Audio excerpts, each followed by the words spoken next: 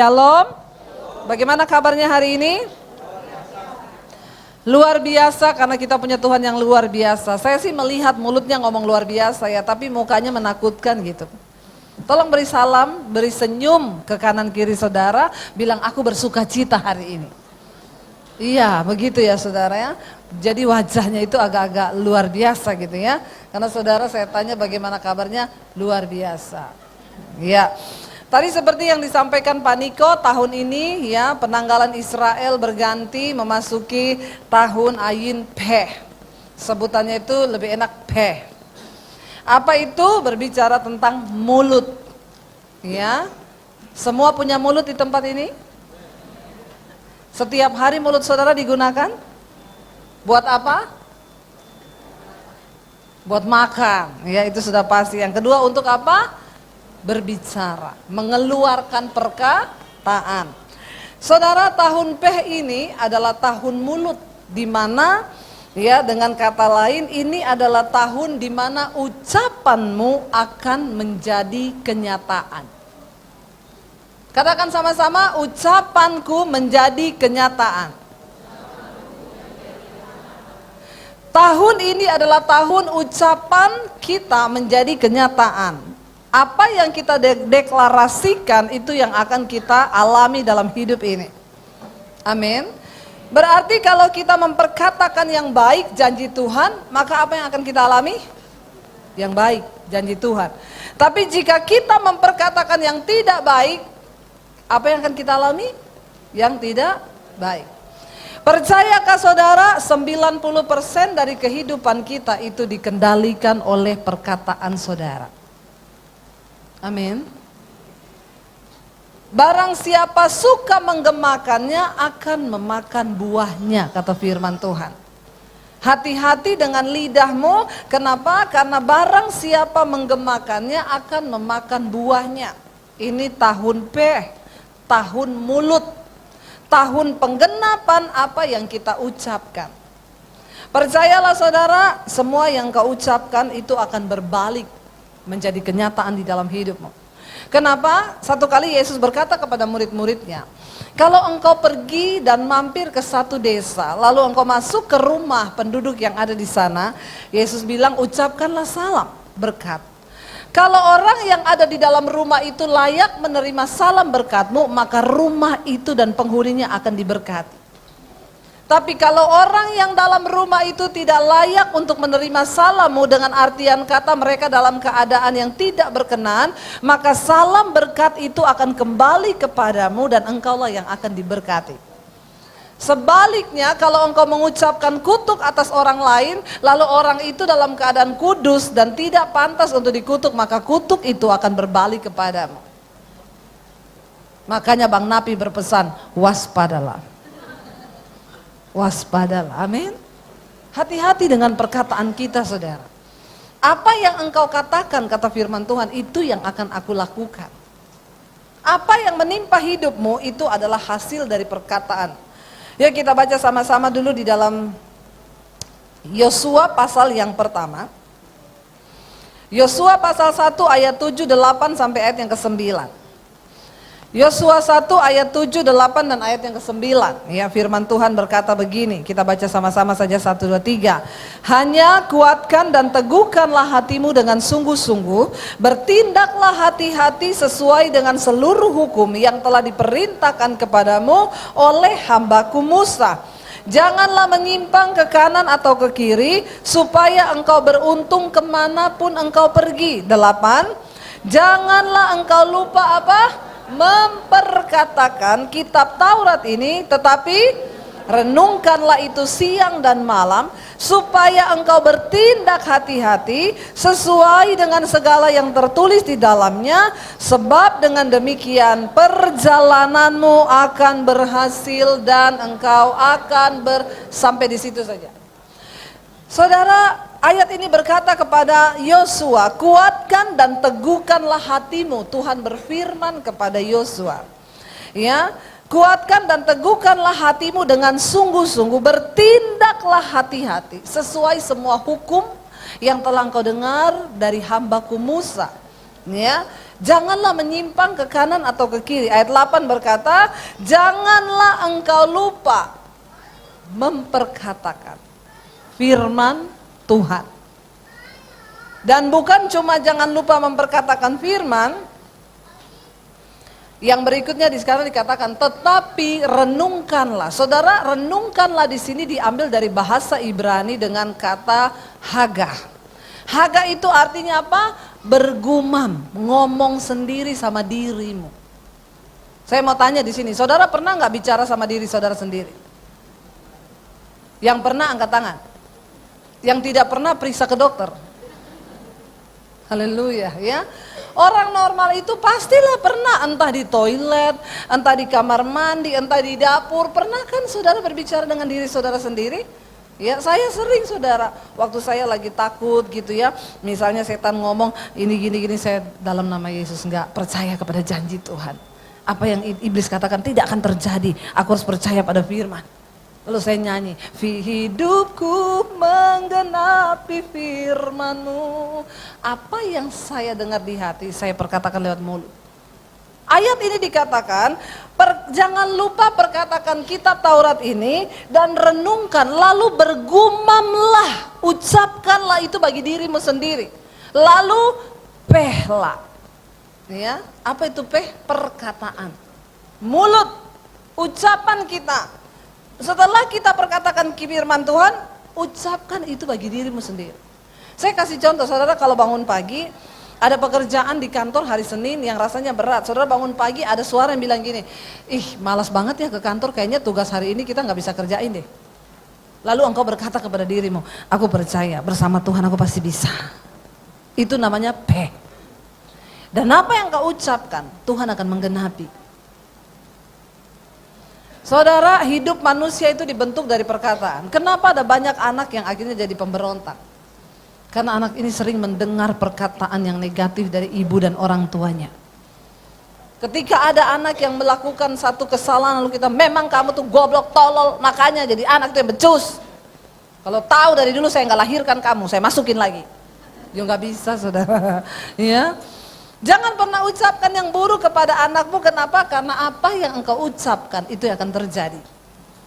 Apalagi tahun ini tahun tahun mulut, tahun penggenapan semua yang kita ucapkan. Suami istri yang datang, suami istri hari ini coba lihat-lihatan ngomong, ngomong yang baik-baik saja ya, supaya rumah tangga kita diberkati ya. Yang datang suami istri lihat-lihatan. Yang gak mau lihat saya baptis ulang. Saya rendam agak lama 15 menit loh. Nanti engkau buka mata langsung di rumah Bapak di sorga. Ya, masa suami istri suruh lihat-lihatan gak mau? Ya, bagaimana ceritanya itu ya? Mari kita mulai memperkatakan yang baik ya. Suami istri kita, makanya saya suka bilang gini, kenapa sekarang banyak perselingkuhan terjadi? Karena hubungan rumah tangga kita sudah retak. Suami tidak lagi memperkatakan kepada istrinya, kamu cantik banget loh. Suami-suami di sini, masihkah engkau memperkatakan itu kepada istrimu? Setiap hari ngomong sama istri, kamu cantik loh. Istri-istri masih dapat perkataan seperti itu dari suaminya? Udah enggak? Aduh, kita perlu bikin seminar ini. Bapak-bapak ya, mari kita bertobat. Mari kita mulai belajar terus memperkatakan yang baik. Demikian juga istri, yang ngomonglah ke suamimu sekali-sekali, kamu tuh ganteng loh. Kemarin saya baca satu artikel saudara di Facebook, artikelnya bilang begini, ibu-ibu wanita yang sering melihat cowok ganteng itu mengurangi stres. Jadi saya bagikan itu tulisan, saya tulis gini, untung suami saya ganteng. Jadi saya tidak perlu melirik lagi yang ganteng. Lalu ada ibu-ibu yang tanya begini, Bu Debbie, terus kalau suami kita nggak ganteng berarti kita stres dong tiap hari. Gimana tuh Bu ceritanya? Saya bilang ibu, disitulah dibutuhkan mata iman dan bahasa iman. Ya, kalau suamimu tidak ganteng tetap lihat dia dengan mata iman. Agak dikecilin matamu. Lalu bilang kamu ganteng sayang. Ya, lalu perkatakanlah yang baik, amin. Belajar memperkatakan, kenapa? Karena di luar sana hari-hari ini banyak wanita-wanita yang bilang suamimu ganteng. Ayo ibu-ibu, Iya, bapak-bapak juga di luar sana banyak laki-laki yang bisa bilang istrimu cantik. Makanya mari kita dari rumah tangga. Saudara, hari-hari ini saya banyak layani kasus perselingkuhan di dalam rumah tangga. Beberapa wanita itu mulai konseling dan berkata, "Bu, suami saya berubah hari-hari ini. Saya udah gak kenal dia lagi. Dia berubah sama sekali, dia gak cinta saya, gak cinta anak, anaknya masih kecil-kecil, dulu dia sayang sama anak, sekarang tidak." Ternyata saudara, ya, saya dengar ada satu dukun yang bertobat. Dia bilang begini, sekarang itu para perempuan pelakor di luar sana itu pakai mantra. Dia bekerja dengan mantra. Lalu kenapa satu rumah tangga itu bisa dimasukin mantra? Karena hubungannya tidak harmonis. Dukun loh yang ngomong. Dia bilang begini, rumah tangga yang harmonis tidak bisa diserang setan. Tidak ada guna-guna bisa masuk. Tidak ada mantra bisa masuk ketika suami istri hidup rukun bersama. Kenapa nggak ada yang amin? Jangan-jangan sudah mulai retak. Langsung tangkap, yes, amin. Langsung ngomong ke istrimu, say, makanya kita rukun bersama. Amin. Halo saudara, jangan sepelekan ini loh. Ini yang ngomong dukun loh. Dia bilang, kenapa? Kenapa rumah tangga yang harmonis tidak bisa dimantra? Karena setan itu kalau bekerja, dia butuh energi. Dia butuh power. Powernya apa? Kebencian, amarah, sakit hati, luka batin, kepahitan. Makanya banyak sekarang saya layani ibu-ibu suaminya kena mantra. Kenapa? Karena dalam rumah tangga sudah tidak harmonis. Perhatikan nih baik-baik, saya bicara serius loh. Karena memang banyak kasus yang hari ini saya temui, kisahnya sama persis sama yang diceritain dukun itu. Nanti ketika perempuan itu udah bacain suami kita mantra, masuknya lewat mana? Pertama, sales credit card. Ini yang tertawa-tertawa pengalaman ya. Bapak-bapak kalau ada yang tawarin sales credit card, "Bapak mau apply credit card?" Enggak. Bilang aja enggak usah, saya sudah banyak utang. Amin bapak-bapak. Enggak usah utang-utang lagi, udah mau kiamat. Ya, bilang aja enggak gitu, langsung blokir nomornya. Itu saudara banyak yang sekarang masuk lewat itu. Ya. Yang kedua, kemarin saya nanganin satu kasus, ada seorang ibu saudara, dia lihat saya di channel YouTube saya. Saya punya channel YouTube Debbie Basir TV. Yang belum subscribe, tolong subscribe. Kalau tidak di subscribe, subbreaker saja. Ya. Saudara, saya melihat ternyata lewat channel itu bagaimana Tuhan itu menjamah orang-orang, wow, luar biasa. Ya, lalu ibu itu lihat khotbah saya di channel saya, dia cari nomor telepon saya kasih nomor telepon saya. Orang tanya, "Bu, nomor teleponnya berapa?" Saya kasih di YouTube itu yang komen, saya kasih. Sampai ada yang bilang, "Saya nggak percaya ini nomornya Bu Debbie, ini pasti bukan Bu Debbie." Saya bilang, "Ini saya." Nggak percaya, pasti sekretarisnya. "Ini saya Debbie Basir." Nggak percaya, saya telepon langsung saudara. Saya pencet, langsung dia angkat. "Halo, 123-321, apakah ini suara saya atau bukan?" "Oh iya Bu Debbie." "Mana ada Bu, pendeta kasih nomor HP?" "Ada, saya ada."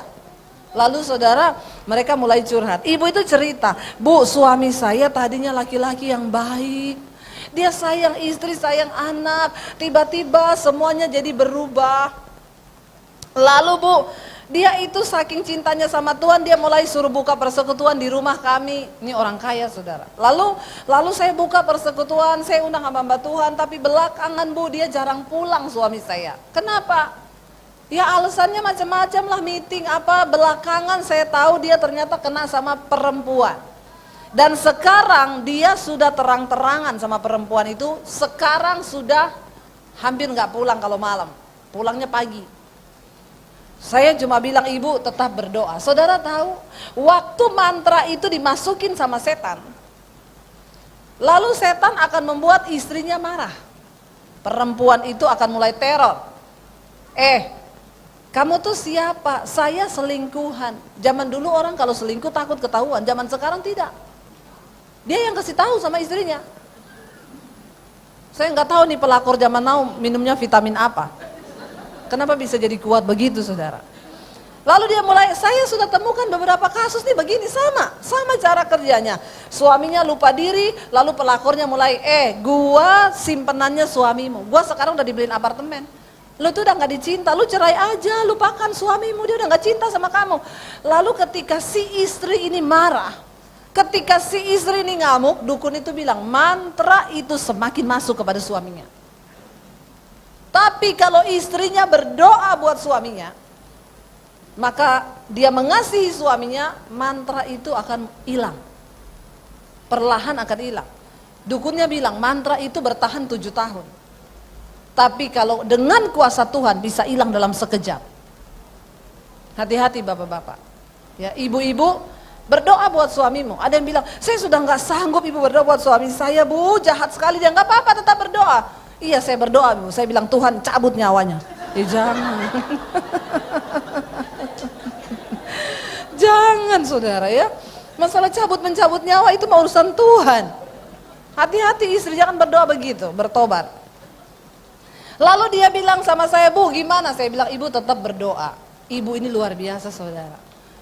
Dia berdoa buat suaminya setiap jam 2 malam dia bangun. Kalau dulu saya itu kan sholat tahajud. Kenapa jam 2 malam doanya didengar? Karena yang lain lagi tidur.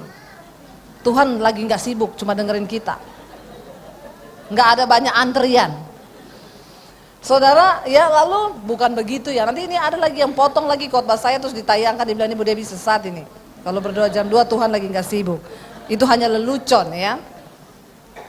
Lalu saudara, dia berdoa setiap jam 2 malam, dia perangi, dia tengking semua roh-roh yang mengikat suaminya. Dia bilang, Tuhan, aku mengasihi suamiku Tuhan, dalam nama Yesus jamah selamatkan dia. Mantranya di sana mulai berkurang.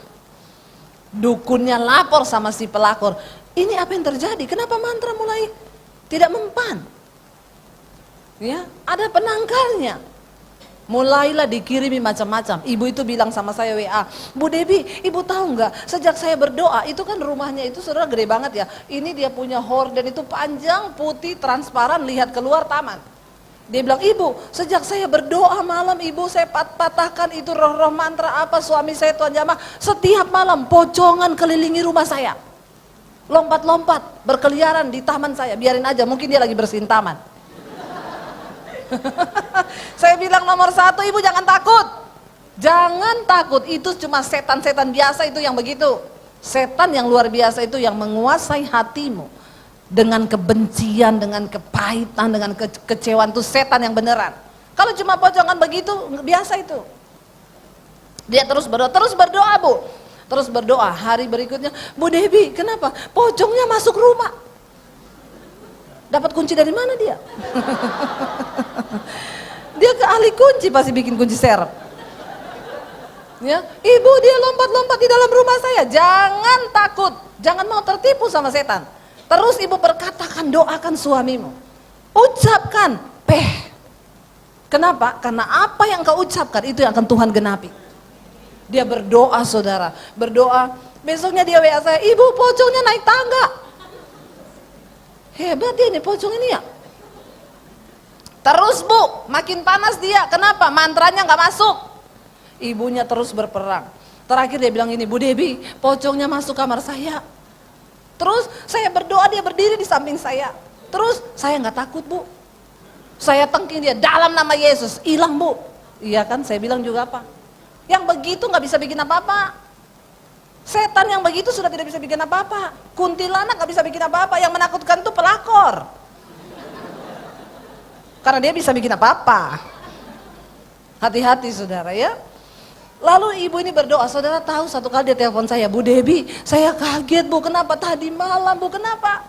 Pocongan datang lagi, bukan bu lah, suami saya jam 3 pagi pulang rumah ketok-ketok gedor-gedor pintu bu. Lalu dia masuk ke kamar saya, begitu masuk di kamar saya dia berlutut di kaki saya. Dia menangis, dia bilang, sayang terima kasih ya, aku tahu kamu berdoa buat aku selama ini. Kenapa? Tadi aku bangun jam 2, aku lihat itu perempuan di sampingku, dia nenek-nenek tua mak lampir.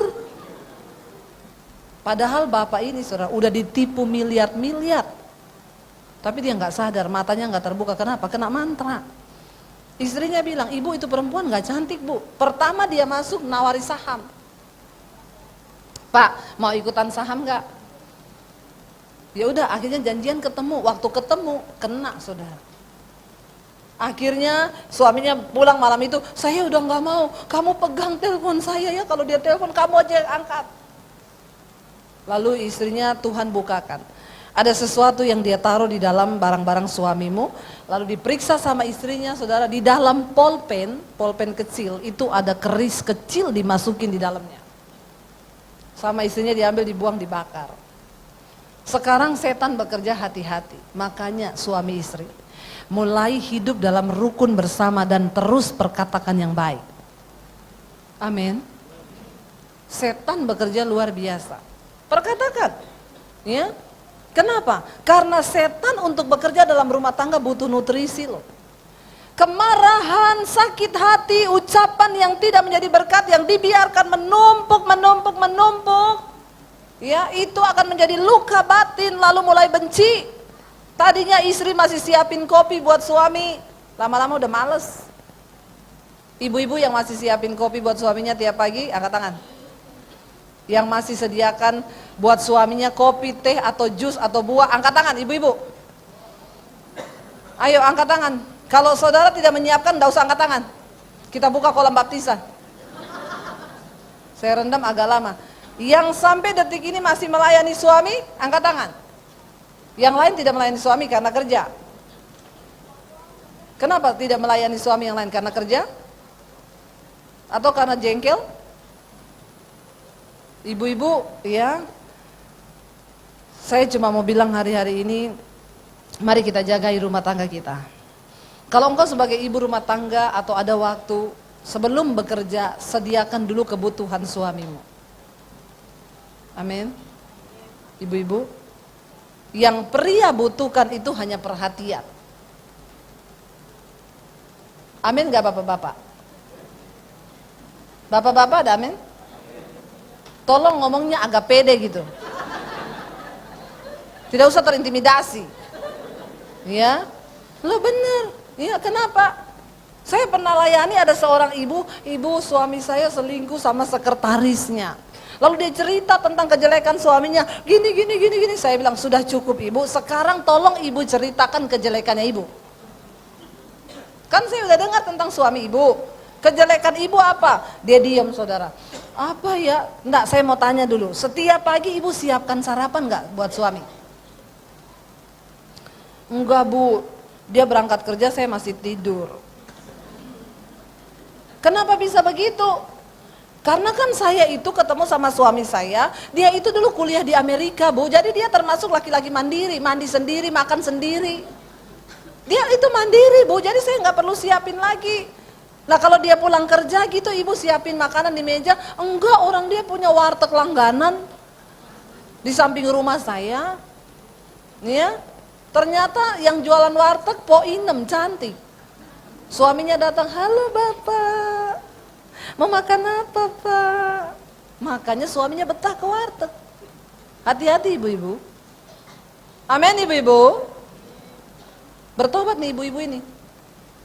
Lalu saudara dia cerita, oh jadi setiap kali bapak berangkat kantor ibu belum bangun. Iya bu, kan udah dari dulu seperti itu. Suaminya dari mulai mereka ngontrak rumah, sampai mulai suaminya kerja, sampai suaminya jadi direktur di sebuah perusahaan. Waktu jadi direktur di sebuah perusahaan, beli rumah mewah. Lalu keadaan rumah tangga semakin tidak harmonis. Kenapa? Istri di rumah kerjaannya nonton film Korea sama main game. Ini yang terjadi hari-hari ini. Bertobat. Lalu ya ketika dia sudah mulai bekerja di kantor, sekretarisnya cantik. Tiap pagi berangkat dari rumah belum sarapan, begitu masuk kantor sekretaris buka pintu, selamat pagi bapak, mau minum apa pak? Kopi susu, susu manis, susu tawar, semua ditawarin. Ya, di rumah istrinya cuek, dia mau makan gak makan terserah. Di kantor sekretaris cantik, harum, seksi, nawari, pak mau makan apa pak siang ini? Mau makan dalam atau luar? Kalau luar nanti Neng temani. Mau yang jauh atau yang dekat? Puncak juga boleh pak. Senin gini biasanya lenggang. Mulailah bapak makan di luar. Kenapa? Karena yang perhatikan bapak sekretaris. Dia pulang ke rumah istri main game, ya. Nggak pernah tanya, "Pak, gimana kerjaan hari ini? I love you, I need you, I want you." Jangan tertawa ya. Masih seperti itu nggak dalam rumah tangga kita? Saya sama suami saya sampai detik ini masih kirim-kiriman love loh. Masih ngomong, "Say, aku kangen loh." Saudara masih kayak gitu? Kenapa Anda menatap saya seperti itu? Biasa aja, keles. Ini kayaknya mukanya itu tanpa ekspresi, memang bersalah atau bagaimana saya nggak tahu. Jangan istri hanya SMS suami gini, "Pak, uang habis, transfer ya." Itu menyakitkan sekali, saudara. Ya, saya tuh pernah satu kali suami saya lagi pergi, saya WA dia gini, suruh pulang dia cepat, "Say, aku udah masak sayur lodeh kesukaanmu loh, sama empal sama sambel, cepet pulang lah." Dia balas, "Ah, siap." Sambil kirim love gitu, ya. Saya tunggu, saya udah lapar tapi kepengen makan bareng. Jadi saya WA dia, "Masih lama atau udah deket?" Dia bilang, "Udah masuk komplek." "Oh iya, saya udah lapar tapi saya tunggu kamu biar mesra kita makan berdua." Tapi kalau suamimu masih di Semarang, gak usah ditunggu. Mati nanti, mati. Jangan terlalu alay lebay. Karena dia udah masuk kompleks ya saya tunggu. Saya udah nunggu di meja makan dengan piring yang terbuka, dengan sendok, dengan sayur. Dan saya menunggu dia memuji masakan saya yang enak. Saya tunggu, saya dengar mobil datang. Yes, datang dia, yes. Berdebar hatiku. Masih kayak pacaran kita, beneran. Saya tunggu dia masuk, saudara, pintu pagar bunyi, oh dia udah masuk. Pintu rumah bunyi, begitu pintu rumah bunyi saya dengar, saudara, dia menyapa dogi saya. Dan lama sekali saya tunggu dia, "Halo dogi, kode apa kabar?" Mainan sama dogi sampai gulung-gulung di lantai. Dan saya yang menunggu dia di meja makan dengan gondoknya, saudara. Kenapa? Saya udah lapar banget. Dia mainan sama dogi, gondok gak? Saya nungguin dia gulung-gulung, dogi. Saya, dia liatin saya, lapar tahu, dari tadi juga saya nungguin malah mainan sama anjing loh. Dia bilang, soalnya dia lucu banget. Emang saya kurang lucu? Ya. Tapi kalau saya mau marah-marah sama dia gara-gara itu dogi, kan saya sama gilanya kan. Masa dogi lebih waras dari saya? Satu kali ada ibu-ibu yang konseling sama saya, "Bu Debi, kenapa? Saya mau racunin anjing suami saya." Kenapa diracunin? Astagfirullah, jahat sekali kau, Bu. Jadi gini, Bu, saya tuh benci sama suami saya. Dia tiap kali pulang kerja, saya udah nungguin dia di dalam, dia masuk rumah langsung ke kandang dogi, Bu. Dia mainan setengah jam sama itu dogi. Dia nggak peduli saya dalam rumah. Saya bilang, "Ibu, saya kasih tips gitu supaya suami mau berubah." Bagaimana? Jangan diracun doginya. Terus ibu belajar dari dogi.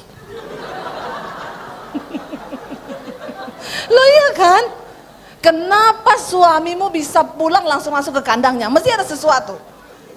Ibu intip apa yang dogi lakukan, lalu ibu tiru. Saudara tahu nggak ya? Bener nggak? Daripada dogi diracun, mending kita belajar dari dogi. Jangan malu, saudara.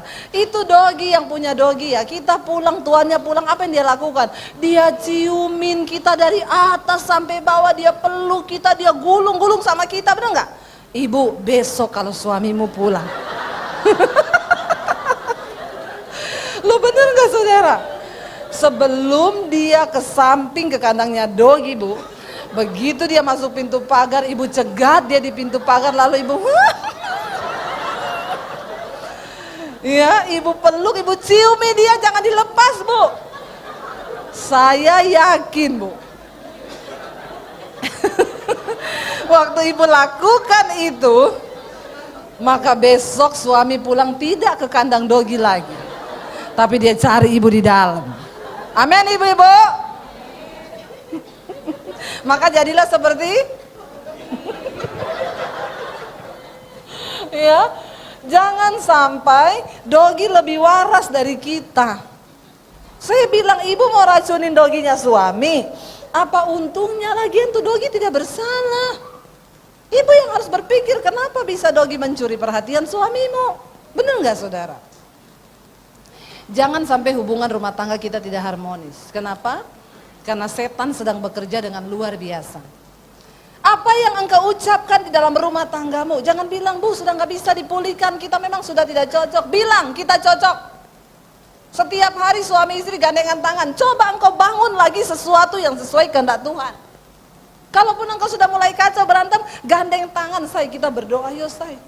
Kalau dulu kita saling mencintai, kenapa sekarang enggak? Kita pasti bisa bersama Tuhan. Jangan ikuti kedaginganmu. Saudara pikir setelah saudara selingkuh dengan perempuan lain, ada bapak-bapak yang ngomong sama saya, bu saya sekarang selingkuh, tapi selingkuhan saya ini manis bu, perkataannya lembut, tidak seperti istri saya. Saya bilang itu masih bulan promosi. Itu iklan pak. Ntar kalau udah masa promosinya habis, lebih galak dari istrimu. Tidak ada yang lebih membahagiakan engkau di luar sana. Apa yang sudah ada, perbaikilah itu. Dengan cara apa? Mulai memperkatakan yang baik. Amin. Tidak ada yang mustahil saudara. Satu kali ada seorang anak muda yang menghubungi saya dari YouTube saya. Dia bilang gini, bu, saya nonton khotbah ibu di channel ibu. Tadinya saya tidak tertarik, tapi saya penasaran karena khotbah ibu muncul terus di layar saya. Akhirnya saya klik. Lalu saya mulai mendengarkan khotbah-khotbah ibu. Ingat saudara, firman Tuhan itu adalah perkataan yang baik yang kita ucapkan, dan itu akan digenapi ketika kita percaya. Dia bilang, saya mendengar apa yang ibu khotbahkan, terutama satu khotbah yang ibu tulis di situ dengan judul akibat dosa tersembunyi. Tuhan suruh saya khotbah tentang itu, lalu saya share di channel YouTube saya. Itu ditonton hampir 100.000. Dan ketika saya tayangkan itu, saudara, saya menerima konseling yang luar biasa, heboh-heboh konselingnya. Saya itu sampai terkaget-kaget, ya ampun, ini orang Kristen ini, astagfirullah subhanallah. Ngeri dosa-dosanya. Lalu dia mengaku, ibu setelah saya dengar khotbah ibu, setiap pagi dan malam saya dengar 2 kali. Lalu saya mulai ke toko buku, saya beli Alkitab. Saya mulai membaca firman Tuhan. Saya pengen kenal siapa Yesus yang kata ibu itu juru selamat. Lalu akhirnya saya mulai membaca, dan saya bingung ibu sekarang. Setiap malam ada suara yang datang di kuping saya yang ngomong begini, bertobatlah dan tinggalkan dosamu. Lalu dia tanya sama saya, ibu itu suaranya siapa? Itu suara Tuhan. Kalau ada suara yang suruh kamu bertobat tinggalkan dosa, pastikan itu suara Tuhan. Tapi kalau ada suara yang suruh kamu ke diskotik, jangan sampai gini, aduh saya bete, tiba-tiba ada suara, pergilah ke diskotik, melangkahlah ke sana dan cari penghiburan. Lalu kita bilang, terima kasih Tuhan, karena engkau sudah meneguhkan niat saya. Itu suara setan. Jangan saudara bolak-balik, ya. Ada saudara lagi kepahitan sama saudara ipar, lalu ada suara yang ngomong gini, walaupun iparmu menjengkelkan, tapi engkau harus berdamai dengan dia. Lalu saudara tengking, dalam nama Yesus, ini setan ngapain sih suruh saya berdamai? Itu suara Tuhan yang menyuruh engkau taat kepada firman. Itu suara Tuhan, jangan kebalik. Lalu dia bilang gini, bu, oh berarti itu suara Tuhan ya? Iya. Kenapa? Kamu lagi ada dosa apa? Iya, saya dengerin khotbah ibu yang tentang dosa tersembunyi. Saya mau pengakuan dosa ibu. Kenapa? Kamu terikat dengan dosa apa? Saya seorang homoseksual. Bu, apakah memang Tuhan melarang homoseksual itu dosa? Iya. Homoseksual, lesbi itu dosa. Kenapa dosa? Karena itu melanggar kodrat ilahi. Tuhan menciptakan laki-laki dengan perempuan, jantan dengan betina. Saya bilang sama dia, kamu pernah lihat gak kucing jantan kawin sama kucing jantan? Nggak pernah bu. Nah kalau binatang saja yang tidak punya akal budi bisa mengerti bahwa dia ditakdirkan dengan betina jantan, kenapa manusia yang punya akal budi nggak bisa mikir kalau laki-laki harus sama perempuan? Oh jadi itu dosa ya bu? Iya. Tapi bu, pertanyaan saya berikutnya bu, iya, bisa nggak homoseksual disembuhkan? Saya bilang bersama Tuhan tidak ada yang mustahil, semua bisa. Tapi semua orang bilang kita nggak bisa disembuhkan karena ini sudah takdir Tuhan. Itu bukan takdir Tuhan. Karena semua anugerah yang baik datangnya dari atas, dari Bapa segala kebaikan. Setan itu yang memutarbalikkan. Bu, berarti bisa sembuh? Bisa. Syaratnya apa? Kamu mau disembuhkan. Kenapa? Karena Tuhan mencari orang yang mau, bukan yang mampu. Waktu kita mau, maka Tuhan akan memampukan. Karena kita semua nggak ada yang mampu. Dosa apapun yang mengikat saudara hari ini, kenajisankah, perselingkuhankah, rokokkah, apapun, bagi Tuhan tidak ada yang tidak mungkin, semua mungkin. Lalu dia tanya sama saya, oke Bu, bagaimana caranya supaya saya bisa dipulihkan dan saya keluar dari dosa ini? Nomor satu Pak, nomor satu Bang, ya, orangnya ganteng banget saudara, ganteng banget. Makanya sekarang yang wanita kalau cari suami jangan terlalu ganteng ya, karena menakutkan. Ya, sekarang yang ganteng-ganteng itu aduh ya. Sekarang rata-rata cowok yang six pack itu ya begitu semua. Yang tersisa hanya yang one pack.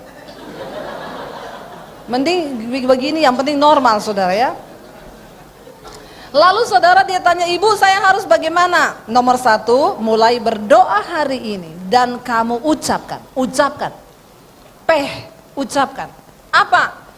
Roh homo, roh banci dalam diriku, aku tolak keluar di dalam nama Yesus. Perkatakan tiap hari. Terus saya nggak harus didoakan pendeta, nggak usah dulu. Nggak ada satu pendeta hebat yang bisa lepaskan kamu.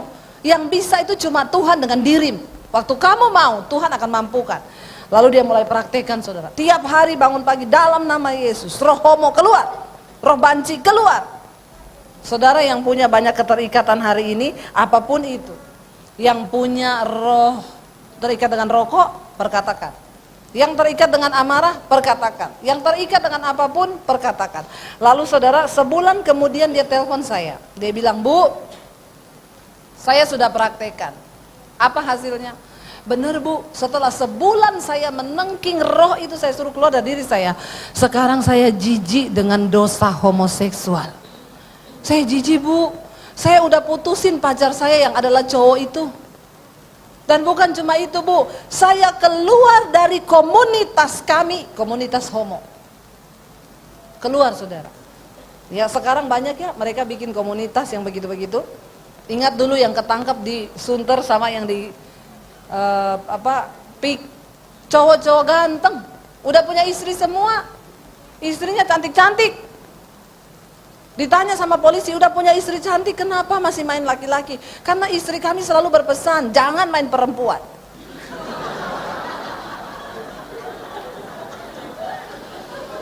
Jadi ibu-ibu kita perlu menambahi sekarang kalau suami kita mau keluar ngomong, Pak, jangan main perempuan, apalagi main laki-laki. Sekarang bahaya saudara, ya. Lalu dia bilang saya udah keluar dari komunitas saya, ya. Dan hari-hari ini saudara dia lagi bilang, Bu, ibu di Jakarta ya, jauh ya. Ibu saya mau pindah Jakarta, saya mau digembalakan sama ibu, saya mau jadi orang normal. Saudara, tidak ada perkara yang mustahil. Waktu kita mau memperkatakan yang baik. Ini adalah tahun Ayin Peh, di mana tahun ini, tahun penggenapan semua yang kita ucapkan. Apa yang kau ucapkan, itu yang akan Tuhan lakukan. Mari mulai perkatakan yang baik atas rumah tanggamu, perkatakan janji Tuhan. Coba kita baca satu ayat lagi ya saudara. Kita baca mari di dalam Matius, Injil Matius pasal yang ke-12, ayat yang ke-35 dan ayat 37 sampai 37. Matius 12 ayat 35 sampai ayat 37. Matius 12 ayat 35 sampai 37. Kita baca sama-sama 1, 2, 3. Orang yang baik mengeluarkan hal-hal yang baik dari perbendaharaannya yang baik.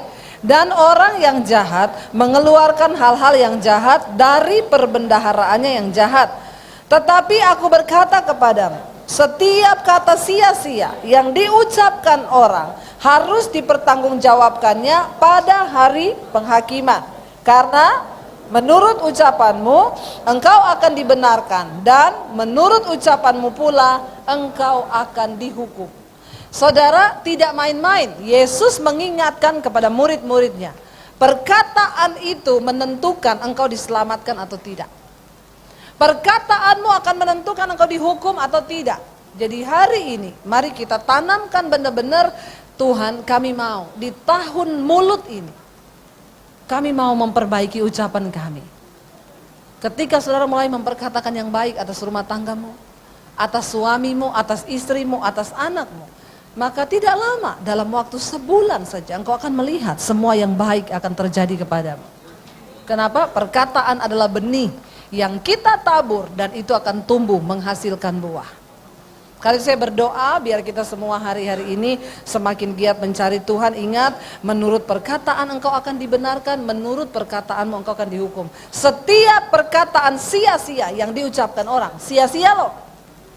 Ya, karena itu mari kita mulai sungguh-sungguh berdoa. Saya berdoa juga supaya kita mulai terus bergumam, ya, kayak tadi Yosua. Ya, perkatakan kitab ini lalu bergumam, ucapkan kepada dirimu sendiri, lalu bertindak hati-hati sesuai dengan apa yang kau ucapkan itu. Maka Alkitab berkata, perjalananmu di dunia ini berhasil dan beruntung.